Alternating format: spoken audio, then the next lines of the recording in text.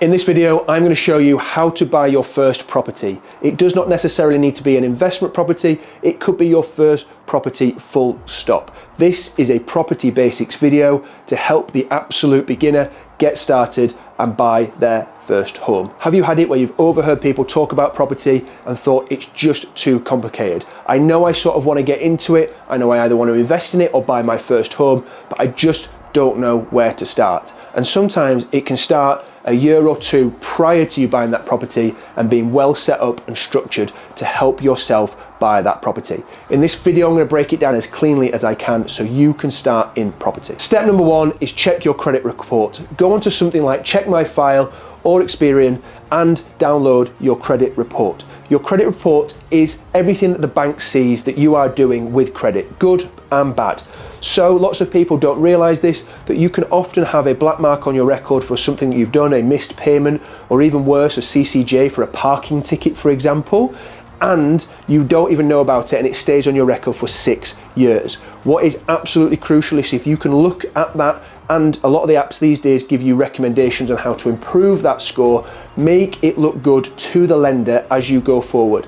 Fundamentally, when we're buying property, we are always going to borrow money. We're going to either do that from our first home perspective or when we're using a buy-to-let perspective. And we want to be able to leverage as much of the bank's money as possible for as low a fee. That really helps by having a good credit score and showing and proving that you can manage debt well. Using debt well is really important in the world and in property. There is good debt and bad debt.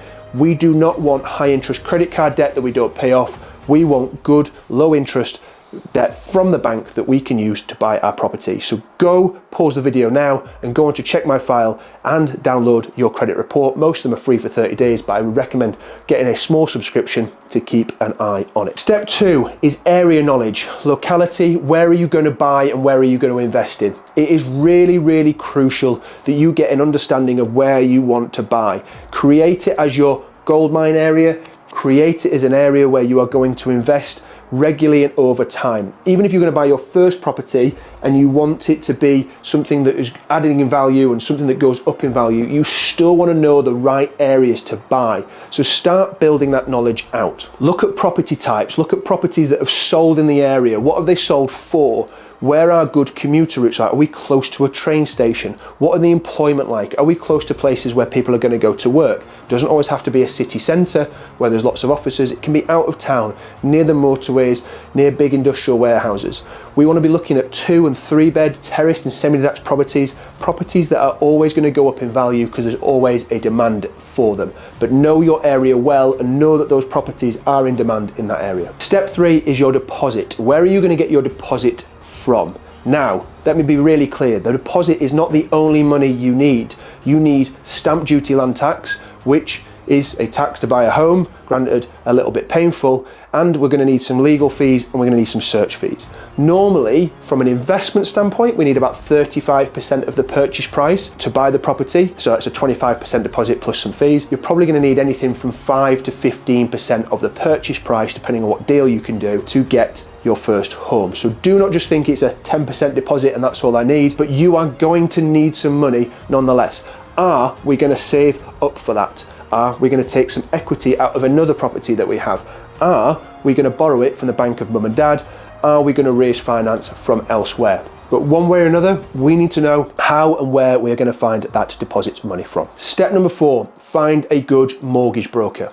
You can, of course, always go direct to a bank, but a mortgage broker looks at the whole market and helps you get the best deal. He can also have conversations with the banks and with the bank managers, and he can help you find deals that are suited to you, suited to your area, suited to your strategy and what you're buying. A good mortgage broker is worth his weight in gold. He knows the questions to ask and he knows how to get you the best deal. We have a great mortgage broker inside of Science Property Academy. I would not recommend anyone else. He understands the market, he invests in property himself, and it absolutely helps all of the people inside get the best deals at the lowest rate, so you're paying the lowest type of mortgage and you get the best structure and opportunity to grow and invest more into more property. Step 5 is knowing your hidden costs. Buying property, there are loads of costs that you never think about and are sort of never shown so clearly. It's a little bit underhand at times, or they come out at the last minute and you're like, I need another £350. The starting point are your solicitor's fees, your valuation fees for your lending, so there'll be a value that comes out, normally charged £300 or £400, and you'll also have your mortgage broker fees. Now, your mortgage broker fees need to be paid.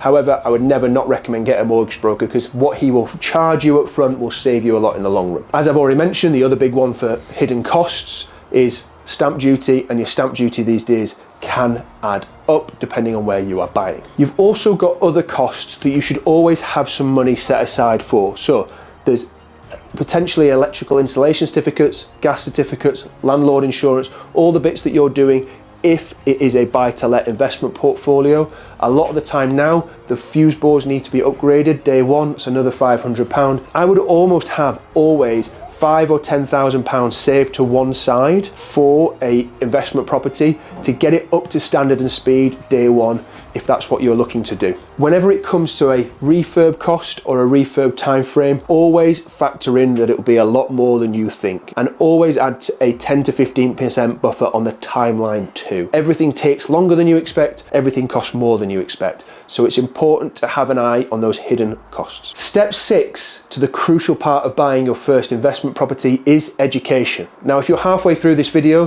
which hopefully you still are and you're watching with me, you are keen on the education point because you're watching a video on how to invest in property. Now, also, there are better ways than just YouTube to get that education. To be able to ask those questions, to be able to have a community of people that help you, to be able to have access to good mortgage brokers and solicitors, all the people that we've mentioned above. Having education isn't just about learning to buy property, it's about having accountability, it's about getting someone to help you buy a good investment property or a good first property. It's about getting help on how to make money in property too.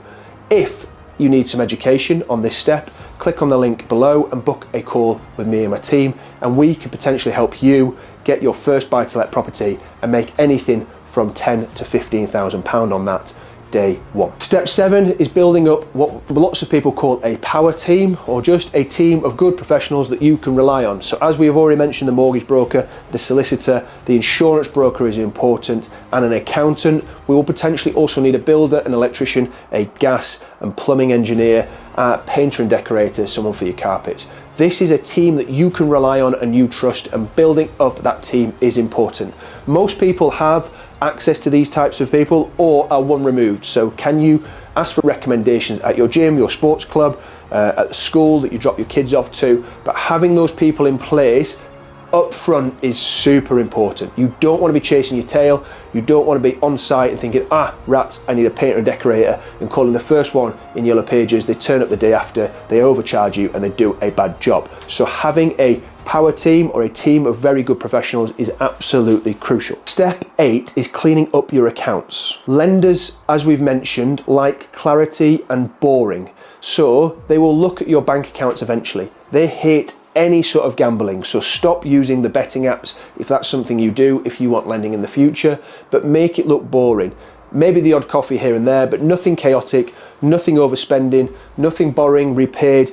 Just make your accounts boring. In and out, make it simple. That will help you with lending as you go down the future. It will also help with the massive amount of questions that your either mortgage broker or the bank will eventually and ultimately ask you if you have loads of anomalies and sort of odd payments in your bank account. Step 9 is the fun part. Start looking for properties that you want to find. Use stuff like Property Engine, which is a great piece of software, which there's a link below if you want to get involved in that. But use something like Property Engine, which is Rightmove on steroids. Start speaking to agents. Start going around and having a look at the shop windows. Start creating a short list of properties that you're going to want to potentially buy. Pretend you are buying. Do the numbers. Get used to looking at properties, seeing what they'll cost in terms of refurb, seeing what they'll cost in terms of purchasing, and then also seeing what they'll cost or what they'll be able to get revalued or sold for at the back end, which is important when we're using the BRR strategy or the momentum model, or even if it's just your first home and you want to create equity in it so eventually you can go up the ladder and buy bigger houses. It's best if you buy them well. Don't have to always buy them on emotion. You can buy them using data, but start looking for properties earlier than you even think, and start practicing and pretending you were doing the numbers as well. Property is a long-term strategy. Your first purchase matters, so make it right. So whether it's for you and your personal residential home, or it's for your first investment property, it is important that you get it right. It's a stepping stone to a lot more. And then when you buy it and buy it right, you sit back, you watch it grow. And when it's your first investment property, we make our money when we buy, and when we buy it right, we want to buy it at a discount and add value, as we always do, personal or buy to let. I hope this video has been helpful. I'll see you in the next one.